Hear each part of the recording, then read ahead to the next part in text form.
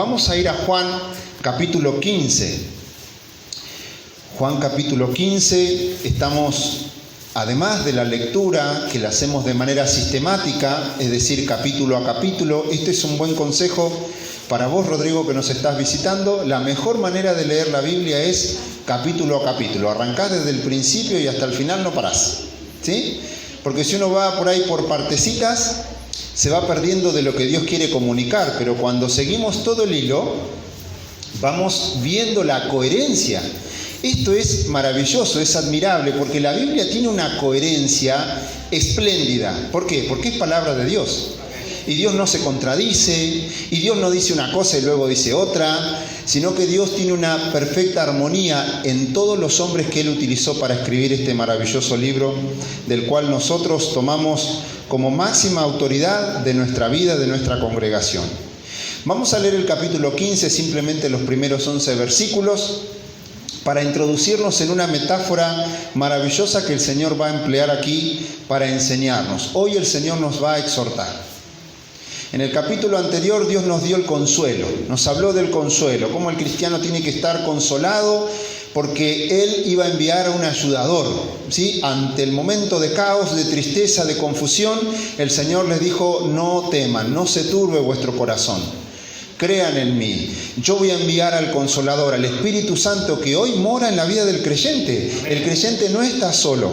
El Espíritu de Dios está allí en nuestra vida, en nuestro corazón, iluminándonos, guiándonos, impulsándonos a hacer la voluntad de Dios, a apartarnos del pecado, a buscar a Dios. Sin eso nosotros estaríamos totalmente a tientas, perdidos.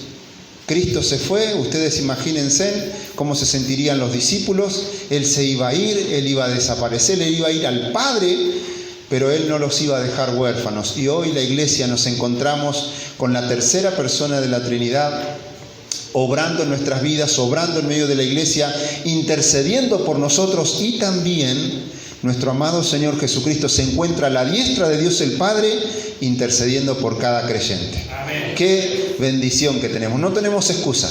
Viste que a veces uno dice: no, yo no puedo, no tengo fuerzas, nadie me entiende, nadie me ama dentro de la iglesia. Miren qué tremendo amor que tenemos dado de Dios. Por eso la mejor manera de correr y de caminar la vida cristiana es con los ojos puestos en Jesús. En este capítulo 15, el cual vamos a comenzar a leer ahora, hay una metáfora que va a ilustrar y nos va a sumergir en una exhortación que Dios tiene para nosotros como iglesia hoy. Dice: yo soy la vid verdadera y mi Padre es el labrador. Todo pámpano que en mí no lleva fruto lo quitará, y todo aquel que lleva fruto lo limpiará para que lleve más fruto. Ya vosotros estáis limpios por la palabra que os he hablado. Permaneced en mí y yo en vosotros. Como el pámpano no puede llevar fruto por sí mismo si no permanece en la vid, así tampoco vosotros. Si no permanecéis en mí, yo soy la vid, vosotros los pámpanos. El que permanece en mí y yo en él, éste lleva mucho fruto, porque separados de mí nada podéis hacer. El que en mí no permanece será echado fuera como pámpano y se secará. Y los recogen y los echan en el fuego y arden. Si permanecéis en mí y mis palabras permanecen en vosotros, pedid todo lo que queréis y os será hecho. En esto es glorificado mi Padre, en que llevéis mucho fruto y seáis así mis discípulos. Como el Padre me ha amado, así también yo os he amado. Permaneced en mi amor. Si guardareis mis mandamientos, permaneceréis en mi amor, así como yo he guardado los mandamientos de mi Padre y permanezco en su amor. Estas cosas os he hablado para que mi gozo esté en vosotros y vuestro gozo sea cumplido. Si ustedes habrán notado, los que hemos estado el sábado anterior, vemos que hay algunas cuestiones que se vuelven a repetir, ¿no es cierto? Esto del amor que identifica al cristiano. El cristiano no es reconocido por su teología. Claro que el estudio teológico es importantísimo porque debemos conocer al Dios de la Biblia, pero la Escritura nos muestra que seremos reconocidos por el amor que tengamos los unos por los otros. Y otra cuestión ahí que se vuelve a repetir es la cuestión de la palabra de Dios. El creyente, la iglesia de Dios, no puede andar sin la palabra. El cristiano no puede formarse sin la palabra. La palabra es el alimento del creyente. La iglesia está definida como columna y baluarte de la verdad. ¿De dónde creen que podemos sacar la verdad? De lo que Dios ha dicho, ¿sí? Porque sus palabras son verdad. Porque Dios contiene la verdad. Él nos dice y le dice a esta humanidad lo que realmente es el hombre, lo que realmente somos. Nosotros por ahí, por quedar bien con uno o con otro, de hecho hay muchas personas que teorizan, ¿no es cierto?, y que inventan algún tipo de idea respecto del hombre, meten sus ideas personales, pero siempre eso debe ser observado como personas comunes y corrientes que dicen algo respecto de una cosa. Pero lo que Dios dice respecto del hombre es totalmente y perfectamente verdad. Por eso cuando Dios se acerca al hombre y Dios le dice, vos sos pecador, eso es lo que muestra lo que realmente es el hombre. Lo que realmente Dios ve y Dios conoce del corazón del hombre, que el corazón es perverso, que el corazón es malvado, pero Dios no nos deja ahí. Dios nos da la solución. Por eso Cristo dijo, yo he venido a buscar y a salvar lo que se había perdido. ¡Qué tremendo! ¿Vieron cómo Dios nos contempla desde la realidad de lo que somos, pero nos tiende la mano? Él nos plantea la manera en que el hombre puede salir de esa condición. Y hoy, como cantábamos, qué hermosa alabanza, soy nueva criatura, lo dice la Escritura. Amén.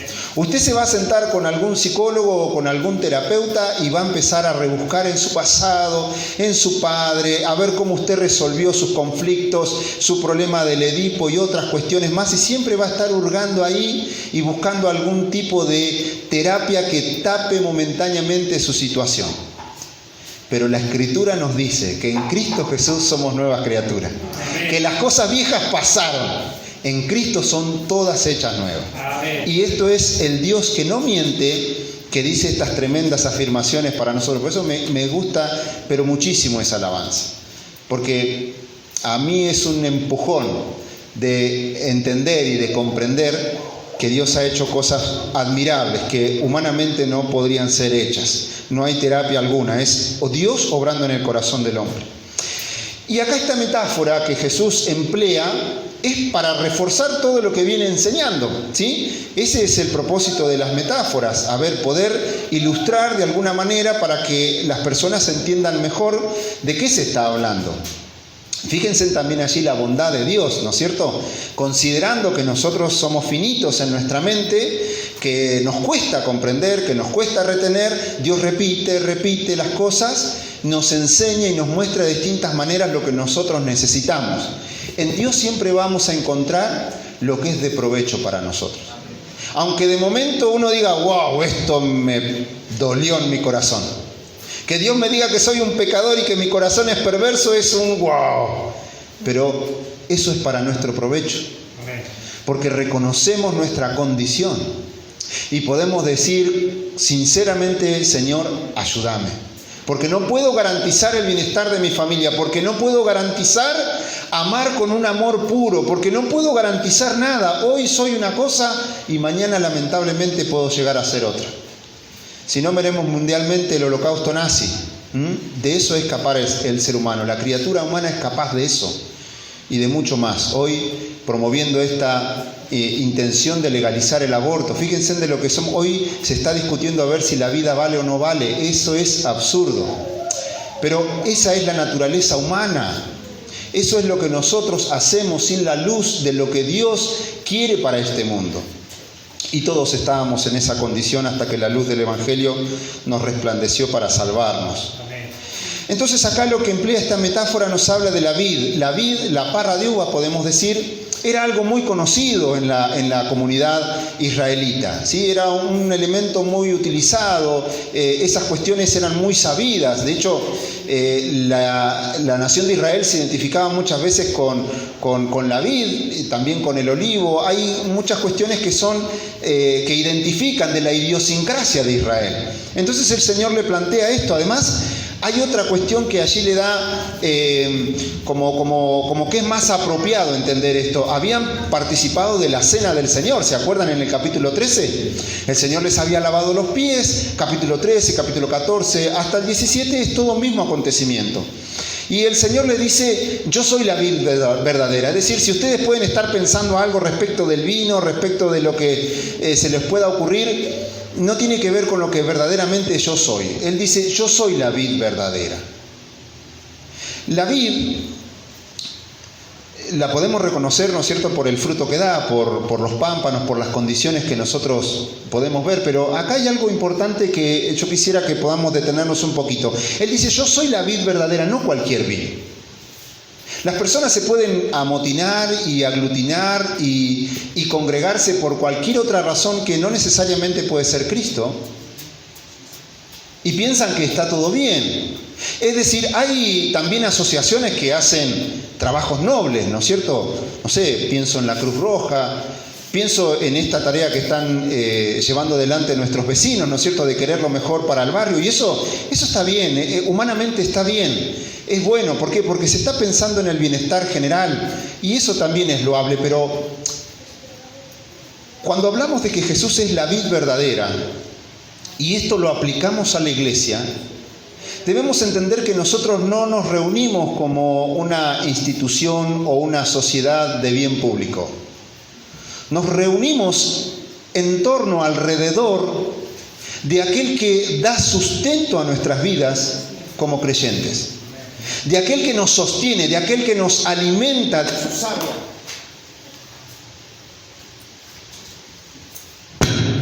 de su vida. Él es el que a nosotros nos otorga, nos sustenta, nos fortalece, nos establece, nos va consolidando en este maravilloso camino que Dios nos ha colocado. Dios nos sacó del reino de las tinieblas, donde estábamos en oscuridad, y nos ha puesto, dice Efesios, en el reino de su amado Hijo. Y ahí estamos los creyentes. Dice, yo soy la vid verdadera. ¿Ustedes qué son? Ustedes son los pámpanos. Ah, bien. ¿Y qué parte nos toca? De eso es... Y de eso se trata la exhortación que nosotros hoy debemos prestar mucha atención. Porque el pámpano está para llevar fruto. Es decir, no tiene otra finalidad. Si el pámpano pierde su esencia, si el pámpano pierde su objetivo, su finalidad, la Escritura nos está mostrando acá que es cortado, es echado, lo juntan y lo prenden fuego. ¿Por qué? Porque se hace inútil. Para poder comprender este pasaje, nosotros tenemos que observar acá que se había ido un personaje de esa reunión, y que era Judas, ¿no es cierto? Judas representa a aquellos que caminan con el Señor, de aquellos que escuchan el mensaje del Señor, de aquellos que ven las señales, los milagros del Señor, pero nunca creyeron en el Señor. Nunca depositaron toda su fuerza, toda su confianza en el Dios que les había salido al encuentro, en el Dios que le podía perdonar, del Dios que le podía restaurar, del Dios que le podía levantar, del Dios que le podía hacer de él una nueva criatura. Nunca creyó. Siempre estuvo allí como un jarrón, tal vez. Como las bancas. Hay un predicador que dice, las bancas siempre están en la iglesia, pero cuando Cristo venga, las bancas se van a quedar. Amén. Los creyentes nos iremos con el Señor. Esto nos tiene que ayudar a comprender que como creyentes, como pámpanos en la vid, tenemos una tarea, y es de llevar fruto. Pero acá hay otra cosa muy importante. Esto no está librado a nuestra propia capacidad y a nuestras propias fuerzas. Miren, el Señor nos libre de semejante situación. Dice que Dios, el Padre, es el labrador. Y el Padre está tratando con nosotros, el Padre nos está labrando, el Padre nos está trabajando. Todo aquello que de alguna manera está resultando, está queriendo hacer la voluntad del Señor, el labrador lo limpiará. ¿Para qué? Por ahora, Señor, voy llevando fruto a 30%. Quisiera llegar al 100%, pero bueno, el Señor te va a ayudar para que llegues al 100%. Porque hay un deseo, porque hay una intención, porque reconozco, Señor, mi fruto está siendo muy escaso. Pero aquel pámpano que no es un pámpano que está verdaderamente injertado, que está verdaderamente creyendo en el Señor, será echado fuera. Esa es la labor únicamente de Dios, no lo podemos hacer nosotros. Nosotros no podemos tomarnos la atribución de decir quién es quién y qué, porque nosotros juzgamos según las apariencias, ¿no es cierto? Nosotros juzgamos lo que vemos. Y de hecho hay muchos creyentes que dan fruto en la intimidad, en el anonimato y nadie se entera. ¿Saben quién es el único que lo ve? Es el Señor. Y Él sabrá justa y cabalmente pagar a cada uno conforme haya sido su obra.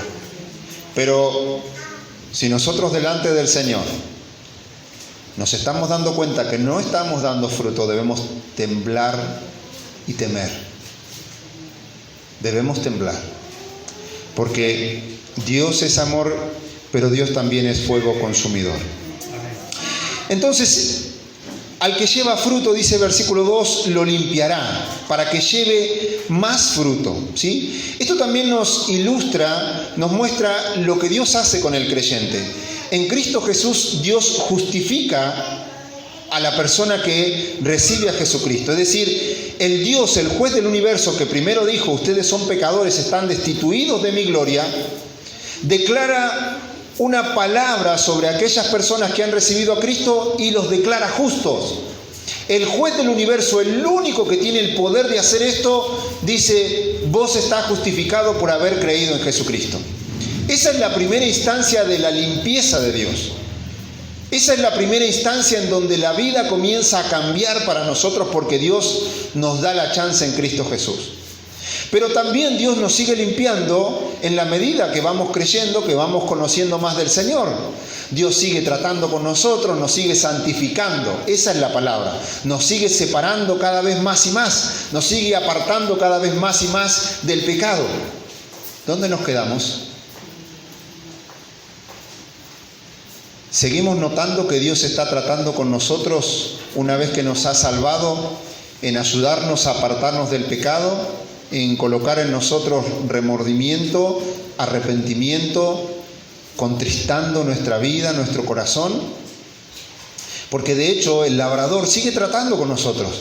Nos sigue santificando. Cada vez que venimos y compartimos la palabra, esa palabra nos va limpiando, nos va purificando, nos va santificando, nos va poniendo cada vez más aparte. ¿Por qué? Porque Dios tiene un plan, y esto no es una frase hecha, Dios tiene un propósito con cada uno de nosotros. Entonces Dios va trabajando, nos va limpiando con la palabra. Cada vez que vamos a la Biblia, cada vez que vamos en oración, cada vez que estamos en comunión, no nos perdamos las oportunidades de estar en comunión con la iglesia. Pero también habrá otro evento, otro acontecimiento donde Dios totalmente y finalmente nos limpiará.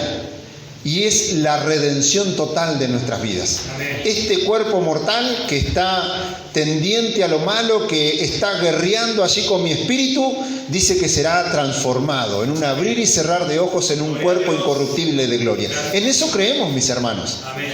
Por eso comprender también que Dios es el labrador es garantía para nosotros, como decíamos en la predicación anterior, que aquel que comenzó la buena obra en nosotros, justificación, la terminará. ¿Hasta cuándo? Hasta que Cristo venga. Amén. Qué tremendo es esto. Dios no nos deja solo. ¿Ven cómo la metáfora viene a reforzar lo que ya estuvimos viendo el capítulo anterior? Qué bueno que es esto, mis hermanos. Dios lo hace para nuestro provecho. Dice, ya vosotros estáis limpios por la palabra que os he hablado. El Señor en Juan 3:16 le dijo, porque de tal manera amó Dios al mundo que ha dado a su Hijo unigénito para que todo aquel que en Él crea no se pierda, mas tenga vida eterna. Es decir, el hecho de que el creyente se apoye en lo que Dios ha dicho, de eso se trata nuestra fe. Si Dios ha dicho que en Cristo tenemos salvación y vida eterna, ese es el motivo, el fundamento de mi fe. No es lo que dice una persona en un lugar, no es lo que escuchamos en la tele, es lo que Dios dice en su palabra.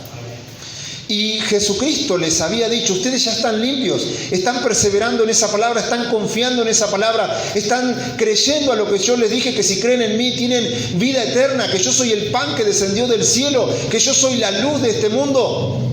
Ustedes están limpios, tranquilos. Ya lo había dicho en el capítulo 13, cuando Pedro le dijo, Señor, a mí me vas a lavar. Sí, Pedro, necesitas lavarte los pies, porque de hecho el andar constantemente, el escuchar tantas groserías, tantas necedades que hay en este mundo, invaden nuestra mente. Tantas falsas pláticas, malas conversaciones. Por eso qué importante es tener buenas conversaciones entre los creyentes. Porque en eso también somos edificados. Palabras de ánimo, no calumnias, no murmuraciones, sino palabras de ánimo, de aliento, de fortaleza. Porque eso nos edifica. Y el Señor les había dicho tantas palabras y estaba diciéndole, ustedes ya están limpios, necesitan lavarse los pies de la mugre de este mundo por el cual andan peregrinando. Pero ustedes ya están limpios. Y ahí vemos, ¿no?, cómo Dios sigue limpiando nuestras vidas y nos sigue purificando, nos sigue preservando, nos sigue alentando, y para que podamos cumplir esta finalidad de llevar fruto. Versículo 4, permaneced en mí. Acá vemos el énfasis de este capítulo. Dijimos que hay una exhortación, es decir, hay una advertencia para nosotros, hay una recomendación, hay un llamado de atención. Permaneced en mí. Esto es algo que hoy por hoy notamos, esta fragilidad en el pueblo de Dios en permanecer. No se trata de que los que estamos permaneciendo lo hacemos por nuestras propias fuerzas, ya lo dijimos. Está el Espíritu de Dios en nosotros fortaleciéndonos. Amén. Está Jesucristo intercediendo por nosotros. Y está Dios el Padre, el labrador, el que está tratando con nuestras vidas. Es decir, toda la Trinidad en favor de la iglesia. Mis hermanos, esto no es una capacidad humana, no es una obra humana. Se trata de confiar en el Señor. Amén. No hay otra manera de perseverar. No hay otra manera de continuar adelante, sino, nuevamente repito, poniendo nuestros ojos en Jesús. Con mucha facilidad hoy se desvía la mirada y ya empezamos, ay, qué aburrido que estuvo esto, ay, qué feo que estuvo esto, ay, cómo me miraron, ay, que esto, que el hermano que... Y dejamos de mirar a Cristo. Y dejamos de contemplar la hermosura, la majestad de aquel que vino a revelarnos a Dios al Padre. Esto no debe ser así. La única manera que tenemos de perseverar, de permanecer, es puestos los ojos en el Señor. Dice, permaneced en mí y yo en vosotros, como el pámpano no puede llevar fruto por sí mismo, si no permanece en la vid, así tampoco vosotros, si no permanecéis en mí. Y esto es el retrato de Judas. Estuvo ahí, escuchó, observó, participó, fue iluminado, pero ¿qué pasa? Prefirió no permanecer. Esto es una apelación también, mis hermanos, a nuestra propia responsabilidad. Es decir, Dios nos ha dado la capacidad de decir, bueno, sí quiero o no quiero, sí acepto o no acepto, sí hago o no hago, prefiero esto o prefiero aquello, y de eso no podemos hacernos los distraídos. Dios no nos ha hecho máquinas, Dios no nos ha hecho robots, Dios nos ha dado la capacidad de pensar, la capacidad de reflexionar, la capacidad de considerar. Por eso el necio dice en su corazón no hay Dios. El necio es el que está atestado ya de su propia idea, de su propia banalidad, de su propio vacío intelectual, y dice, bueno, Dios no existe. Pero aquellos que reconocen que tienen su capacidad de pensar, que tienen su capacidad de reflexionar, dicen, wow, veo los cielos y digo, esto no pudo haber sido de la nada. Veo mi vida, veo mi ser, mi cuerpo, veo lo maravilloso de la vida. Me doy cuenta que soy un milagro, existo cuando no pudiera existir. Y digo, esto tiene que tener un propósito, no podemos haber nacido del repollo. Es absurdo eso. Pero hoy se promueve mucho, ¿no?, la idea de lo absurdo. Cuando Dios se muestra a la humanidad, se revela al hombre y nos dice, esta es la manera que ustedes necesitan para vivir la vida como Dios quiere, en plenitud. Si no estamos en Cristo, no podemos dar nada, no podemos hacer nada. Y esto a nosotros no debiera ofendernos. A ver, existe la idea en el hombre de querer desligarse de que alguien te conduzca. Queremos siempre aspirar a la autonomía, pero la verdad que hoy, esto lo han escuchado seguramente, pero hoy nos hemos dado cuenta que un pequeño virus invisible domina a la humanidad. ¿Dónde está la autonomía? ¿Dónde está la autonomía? Pero el hombre sigue luchando y en las escuelas le enseñan a los chicos, no, porque vos tenés que buscar tu autonomía, tenés que ser autónomo, tenés que ser independiente. Me asusta a veces los padres, ¿no?, que empujan a los hijos a que sean independientes. Pero nosotros somos independientes. Primero dependemos del otro, necesitamos estar en comunión, necesitamos compartir, por eso Dios nos ha hecho un cuerpo. Pero también, y más aún, dependemos de Dios el Creador, es decir, no tenemos ni idea por qué estamos acá en este mundo. No tenemos ni idea por qué nacimos. No tenemos ni idea del sentido de la vida si no nos acercamos a Dios. Amén. No tenemos ni la más pálida idea qué va a pasar luego que abandonemos esta tierra, este mundo. ¿Le han preguntado eso a algún teórico o algún filósofo? No lo saben. Pero la Biblia sí. Amén. Dios sí lo sabe. Gloria a Dios. Por eso podemos acercarnos a Él, permaneciendo en Él, únicamente en Él. Hay garantía para que nosotros vivamos la vida de provecho que Dios quiere para nosotros. Romanos capítulo 11. Vamos a ir Romanos capítulo 11, versículo 16. En el versículo 5 dice: yo soy la vid, vosotros los pámpanos, el que permanece en mí y yo en él, este lleva mucho fruto, porque separados de mí nada podéis hacer. Es decir, acá no puede existir jactancia, y Romanos capítulo 11 nos muestra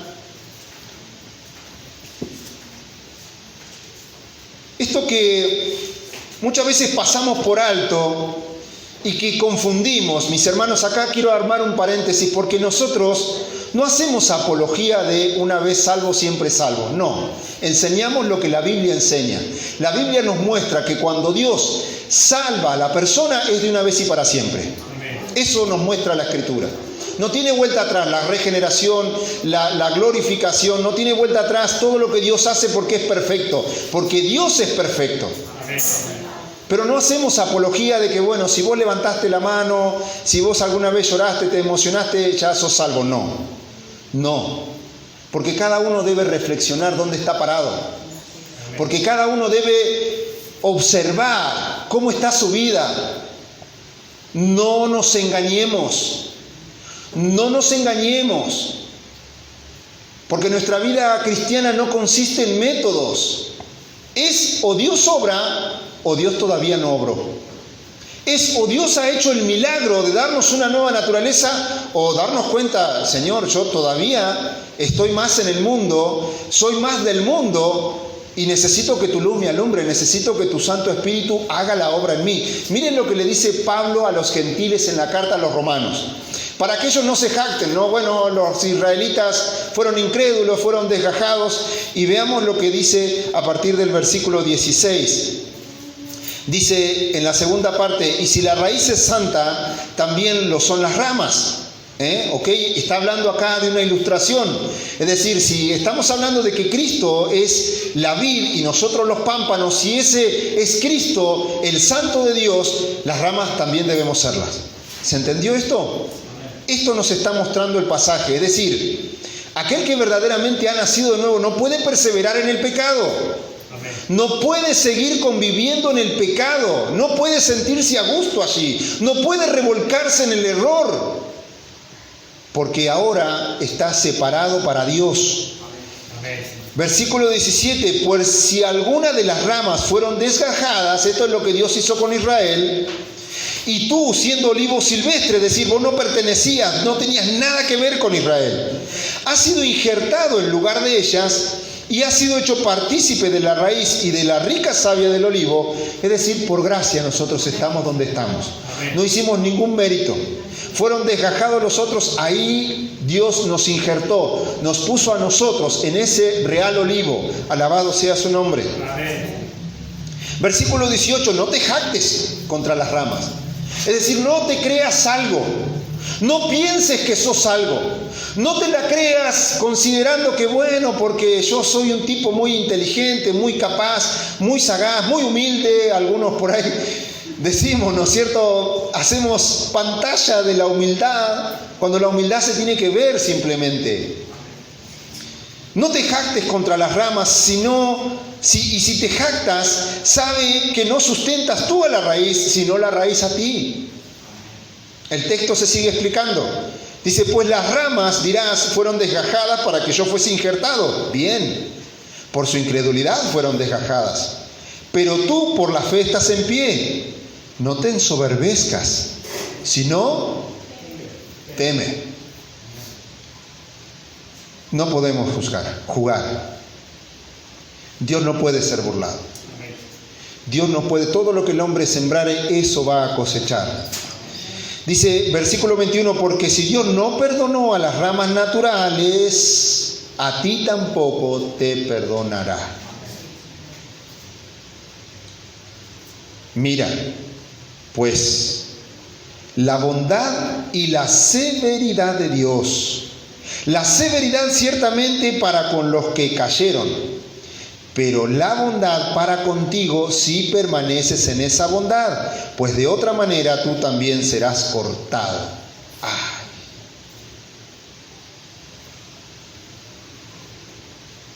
Esto es un llamado de atención, es decir, el texto nos está exhortando a observar nuestro peregrinaje. Es decir, ya Dios nos dio el consuelo, bien, estamos consolados, estamos con todo lo que necesitamos para nuestra vida cristiana. Bueno, ahora es el momento de ajustarse los pantalones, de reflexionar respecto de nuestro caminar y de ver cómo nos encontramos como pámpanos. Si estamos permaneciendo en Cristo, si estamos injertados en Él, vamos a dar los resultados que la hermosa y preciosa savia nos proporciona. Pero si no estamos dando fruto, ese pámpano está próximo a ser quitado. ¿Qué texto para analizar, para observar, para detenernos? Y aún ellos, versículo 23, si no permanecen en incredulidad, serán injertados, pues poderoso es Dios para volverlos a injertar. Es decir, Dios da la oportunidad.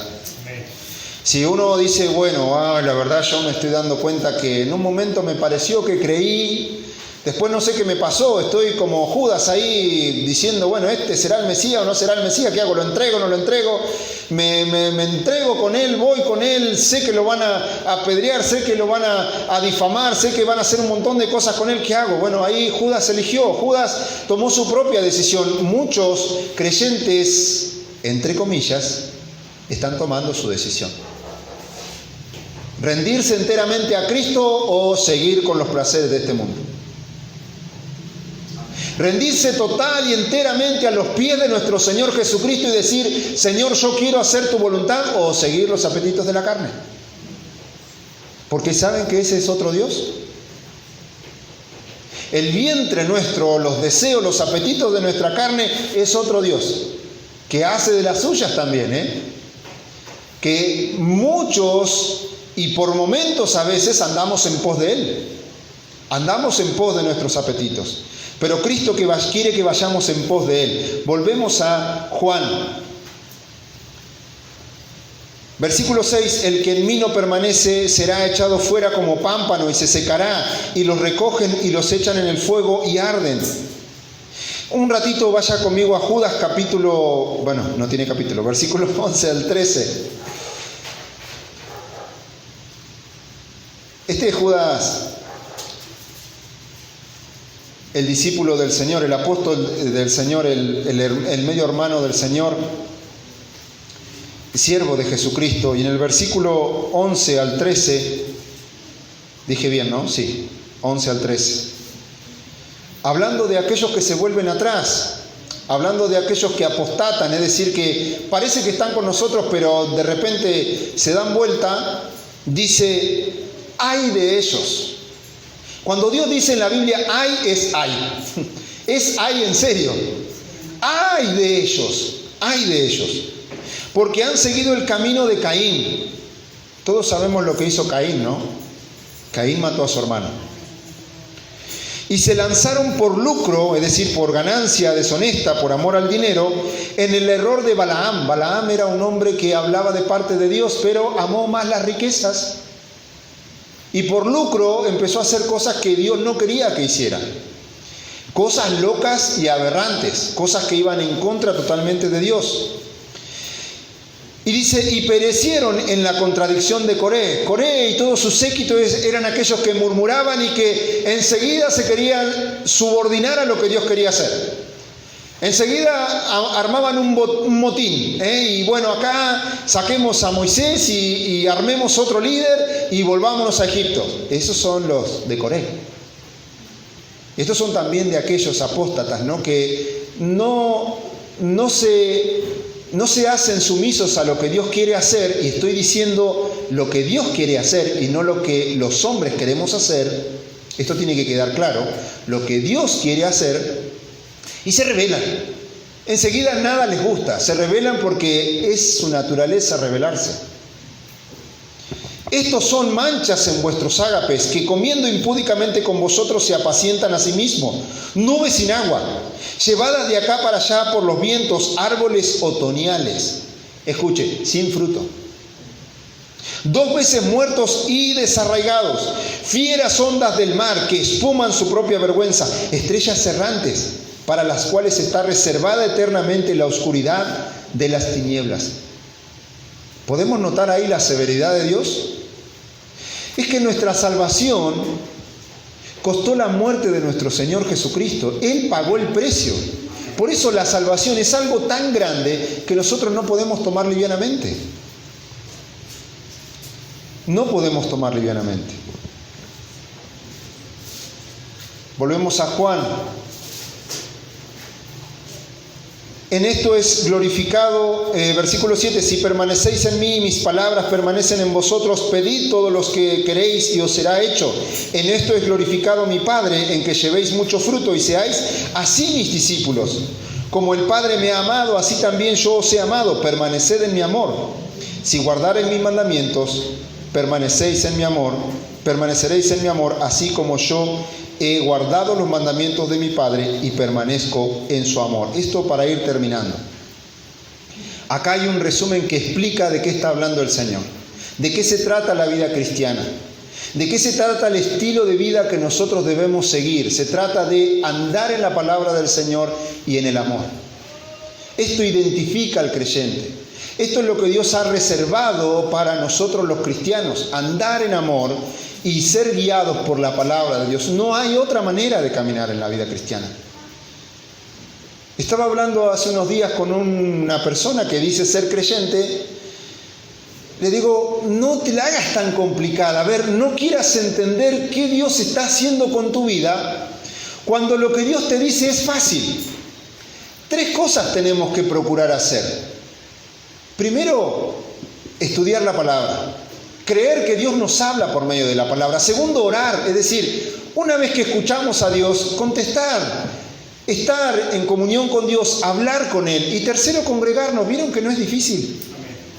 Porque así Dios ha establecido que el creyente se edifique. Que el creyente vaya viviendo la vida cristiana.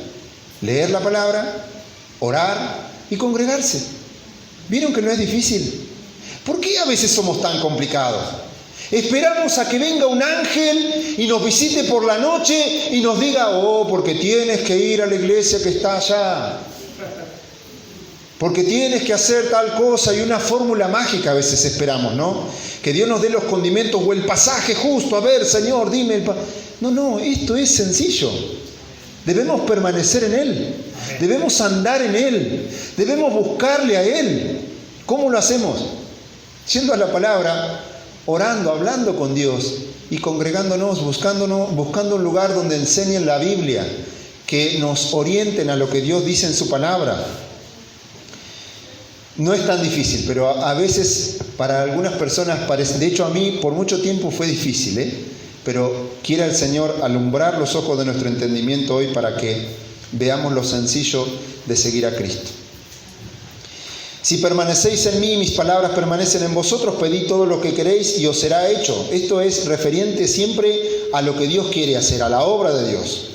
En esto he glorificado a mi Padre, en que llevéis mucho fruto y seáis así mis discípulos. 2 cosas acá.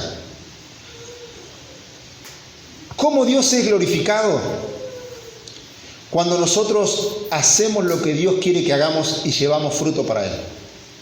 Dios se glorifica en nuestras vidas, Dios es exaltado, Dios es alabado Dios es señalado cuando ven al cristiano que lleva fruto para Dios, que vive una vida como Dios quiere y que es un discípulo de Cristo, que sigue las pisadas de Jesucristo. En eso es glorificado nuestro Padre.